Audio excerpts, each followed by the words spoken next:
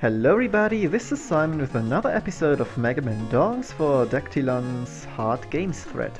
You know, I originally wanted to do those guys in weakness order, but when I asked Dectilon to spill the beans what it was, because I didn't feel like testing them all out, he said it is not fixed anyway because he and Goat are changing it around all the time, so I'm just doing them in order of more or less randomly, and I want to have Speedrun's weapon to try out more because I did him pretty late last time.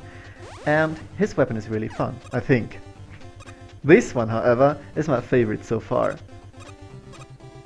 I think the reason is quite obvious. You can pick up most small enemies and throw them at other ones. The possibilities are endless, and it's just a lot of fun to play around with.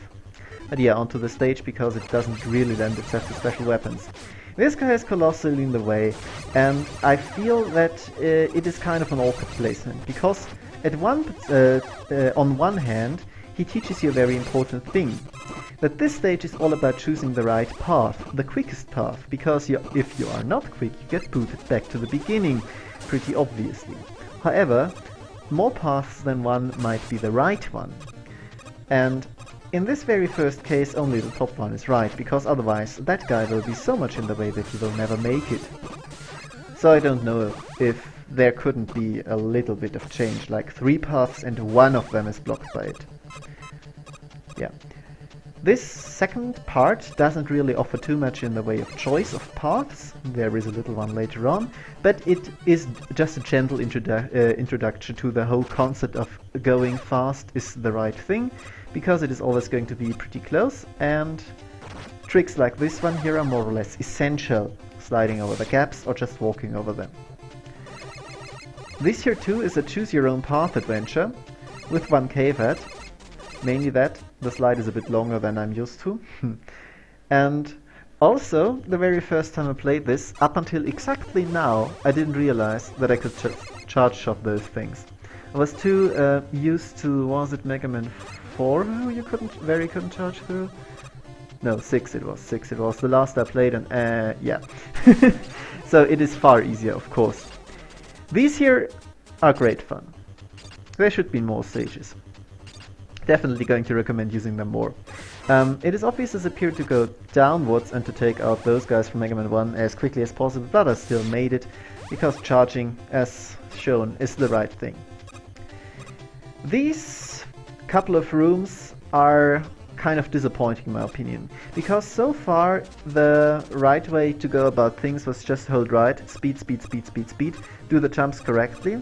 It is a change of pace, but I feel it hurts the stage, because you have to, whoops, no idea why I slipped there, because you have to wait around a lot for the platforms to line up, and it just hurts the pacing in my opinion. Here I kill myself because there's no way I can do it anyway.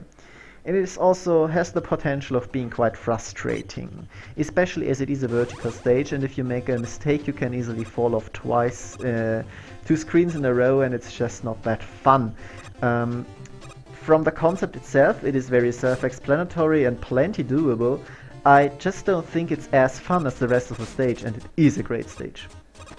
This is not a successful run, just left it in to show how awkward it can be, how frustrating it can be, how easily you can get knocked off if you do not take your time and look at what you're doing, which I feel is exactly the wrong thing to teach you and to expect of you in this kind of stage. There is another example later on that shows what I mean pretty well, I think. Yeah, this is a successful run, as you can see, especially the first screen. It just takes out a lot of the speed, the feel of the stage. And this one here is very egregious in that the platforms themselves are too fast and you have to be too slow to adjust to them. This screen, for example, is perfectly fine. You always are on the move, and it is not too bad if you fall down. But yeah, I think there could be something improved, or maybe just cut out. It is a very nice idea, but not for this kind of stage. Maybe just move to somewhere else, because I do like the idea of the platforms. By the way, no idea how to dodge that. I like the idea of the platforms, but you remember in Mega Man 5 that if you let the charge shots spawn behind the cannon's shields, then they would die. A nice callback, and in this level here it's pretty much necessary. Ah yeah, another thing to talk about in the physics of this game, which I completely forgot here, the knockback is considerably improved. I think all of you who have played a lot of Mega Man have already noticed that, but it's a very obvious example here. Block puzzles. You know, I will never like block puzzles, so take all of what I say with a grain of salt, because I just hate all of them, ever.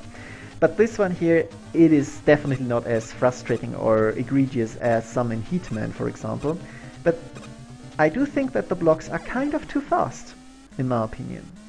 I do understand that this is Speedrun Man stage, yes, but especially in this case here, this one, it's coming too fast, and maybe I'm just not that good at block puzzles, but the problem is you do have to make the mistake once to see where the third block is, the block above the other one is coming, and then you have to get the timing right the very first time, or maybe the second one. It gives a little leeway, but all of this slow figuring out where to jump and then actually having to pull it off, I don't think it works in the context of this stage.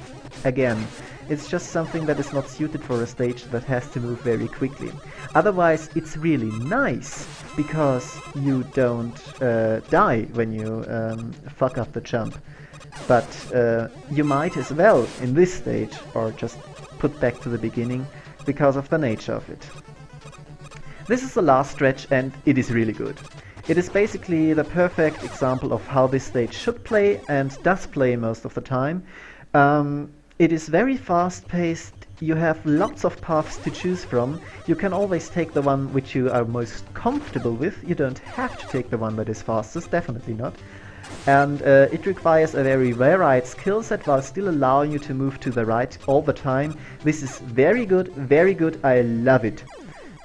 This is what happens when you don't realize that you can not just drop down there. I thought it would be possible to just hold right, but it isn't. Neither here, for example. Maybe one could change that, but I think it is a very minor complaint. This is a really good last part of the stage, and generally the whole stage is really cool. Again, the problem with the slide being too long, but not that big of a problem, definitely not. Yes, all this slow hops, the way to choose this here, by the way, I don't think you can go to the bottom one, because the platform falls too quickly and then you lose footing. Maybe Warren's looking into, but generally all of this very fun, always on the move, exactly what I imagine a fast-paced, speed-based platformer could be, should be, and is in this case. Everything works perfectly, and as we can see in just a second, you do have quite a lot of leeway actually, and in this case I had 20 seconds to spare and didn't take the best path. I actually do think that it could stand to be a little less lenient, that it would force you to be a little more precise, a little quicker, and a little more diligent in choosing your path. Minor thing. Again, great stage. So, Speedrun Man. He's a bit too quick for my commentary, but yeah. I think it speaks for itself that the instant death in the second part is maybe not the best idea, at least in my opinion. It is perfectly workable, definitely, and there have been bosses with instant death in them, like the last one where it also didn't matter all that much.